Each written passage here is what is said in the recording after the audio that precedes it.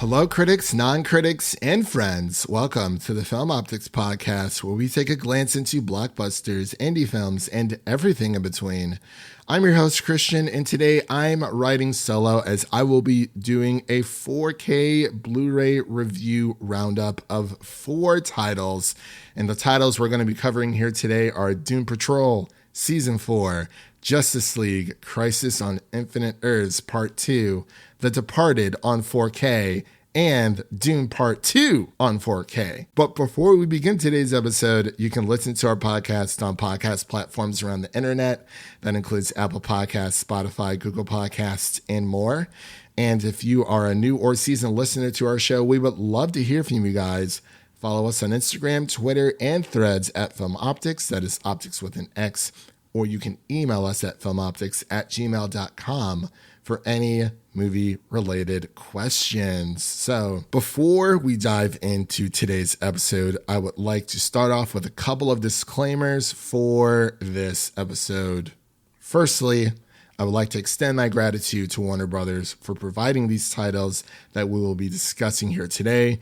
They have generously offered these selections for the purposes of our podcast episode, and I'm very excited to dive into these 4 titles here today. Secondly, I want to set the expectation for our discussion for today. With 3 movies and 1 series on the docket, it will be a little difficult to dive deep into the tech aspect of each of these titles. So instead, I'll be sharing my thoughts of each title overall, helping you decide whether or not this is worth adding to your Blu-ray collection. So we're going to kick things off here with Doom Patrol Season 4, and I'm very shocked that I'm saying Doom Patrol Season 4 because I didn't think that this show was going to see the light of day amidst everything that was happening with Warner Brothers Discovery and them axing a lot of shows when it comes to tax write-offs and whatnot. But not only that, the fact that Doom Patrol started on a completely different streaming service, which was called DC Universe. It was like pretty much the hub for all DC content, movies, TV shows, comic books, digital comic books, things like that. And it's still a thing, but shows like Doom Patrol have since moved over to HBO Max. I refuse to call it Max. I'm sorry, it's just not going to happen. But I'm very shocked that we got 4 seasons of great television with Doom Patrol. And of course, us talking about season 4 here today, it's a deeply satisfying conclusion of the journey of my beloved crew of emotionally scarred misfits out there. It's a beautiful culmination of an incredible series, leaving me with tears streaming down my own face because the series finale was so gosh darn good. Each character finds closure in their own way, yet the story also gracefully hints at new beginnings for many of them. I'm not going to say who because I don't want to spoil anything there. But this show does a great job of weaving a perfect tapestry of endings and fresh starts. This is a must-have to any collection, especially if you already own the previous seasons. Additionally, there is a complete series collection on Blu-ray available for $73.99, making it a worthwhile investment for fans. Justice League Crisis on Infinite Earths Part 2. Man, oh man, I will never get over these super long titles. I can't stand it, but you can now pick up this movie available in all retail stores and especially on 4K UHD, which is the copy that I was sent. That'll run you around $47.99 US. And you can also pick this up on standard Blu-ray, which I believe is around $30 for the standard Blu-ray copy as well. And I got a lot to say about Part 2 for Crisis on Infinite Earths, but I'm going to condense it down the best that I can. So while I thoroughly enjoyed Part 1 of this trilogy, Part 1 was awesome. It set up so many things. Part 2 left me incredibly underwhelmed. The movie began on the wrong note for me. Instead of this grand entrance, we get the Bat family doing Bat family things, but most of the Bat family aren't speaking. They're kind of just casually in the background, such as characters like Batman Beyond, without a single line of dialogue for most of the movie, and then they randomly start speaking. But that's not even like the main thing why I didn't enjoy this as much. Additionally, there was an excessive focus. When I say an excessive focus, there was an extreme excessive focus on secondary characters, resulting in a poorly paced film, resulting in poorly paced scenes that sidelined the main heroes for no apparent reason. There were so many side heroes, like, and that this, not side heroes, but like side characters, secondary characters, as I mentioned earlier. It felt like we were focusing on them more so than The Watcher and Supergirl. And it was all over the place. And given its focus on the multiverse, this chapter, part 2, lacked the captivating multiverse exploration that I was anticipating. There was no standout moments, no memorable lines, and it left me struggling to find the identity of any positives of this film, especially the promise of the amazing setup that we got in part 1. So I gotta say, it wasn't my favorite, but if you are following this story of not the New 52, I believe it is dubbed the Tomorrowverse, I would probably wait for this to hit streaming because part 1 of this Crisis trilogy is already on HBO Max. I think that one's definitely worth picking up.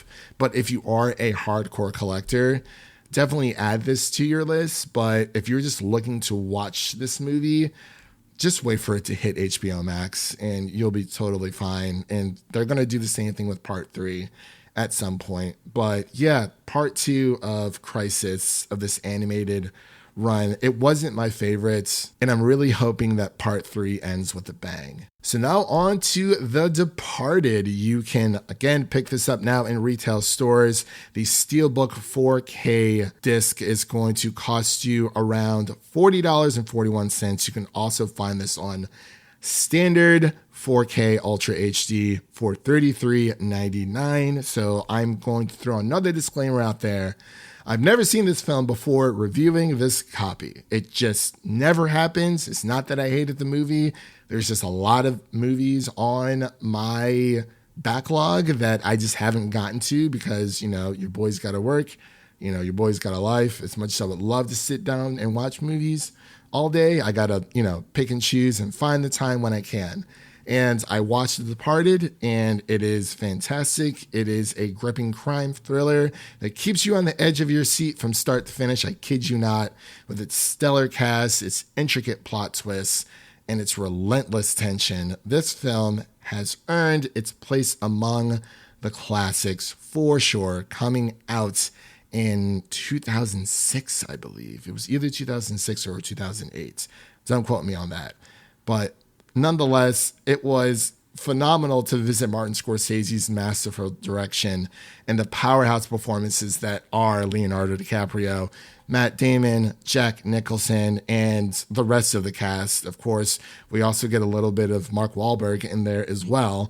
And it's awesome that I was able to watch this in 4K UHD. And I will say that Warner Brothers does one thing right when it comes to their films. They are consistent with delivering impressive 4K transfers of their classic films. It is sheer quality of the image and sound alone and renders these releases an essential addition to any Blu-ray collection.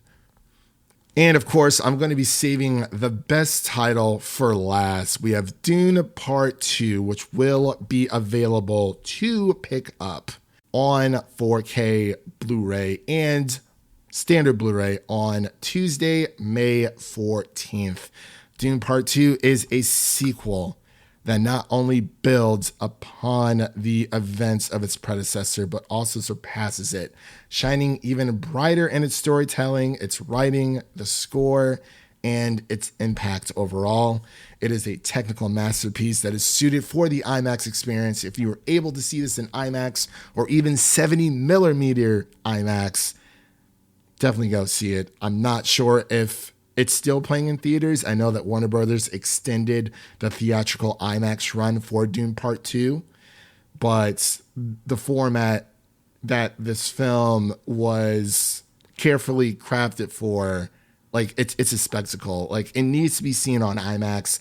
I've seen it on IMAX 2 times. I want to go see it a 3rd time. I refuse to see this movie in a standard theater. It has to be IMAX anytime that I see it in the theaters, but it is an absolute gem for any fantasy or sci-fi enthusiasts out there. I adore this movie so much. It is easily my favorite movie of the year so far. And as I said, I saw it twice in theaters. I want to go see it again so bad. And not only that, but watching the movies have also inspired me to dive into the book. So for any book readers out there, you're getting another Dune fan, so to speak, but definitely pick this up when you can because it is fantastic. And again, the 4K and digital combo pack that I received will run you $30.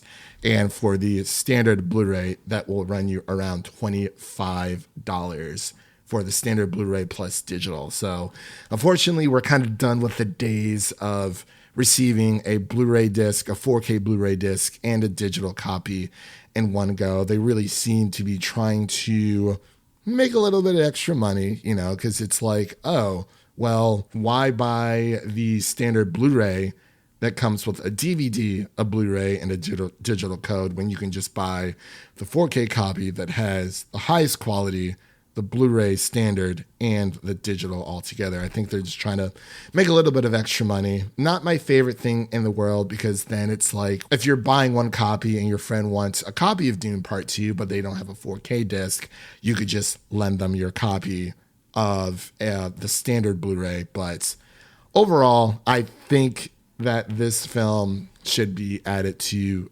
anyone's Blu-ray collection. So with all that said, that does conclude today's episode. If you enjoyed what you heard on today's episode, be sure to subscribe to our podcast on your preferred podcast platform of choice. And make sure to follow us on Twitter, Instagram, and Threads at Film Optix. That is Optix with an X. And don't forget to share an episode of our podcast with a fellow movie lover out there, whether it be your mother, your brother, or your significant other. Spread the love for the Film Optix podcast with a movie lover in need. And again, definitely just buy all of these movies because they're great, they're fantastic. Again, you'll be able to find all of these films that I mentioned in your local retail store, whether that be Walmart, Target, Best Buy, you name it. And again, thank you so much to Warner Brothers for sending me these review copies for the review purposes of this podcast episode. And thank you all for listening to our show.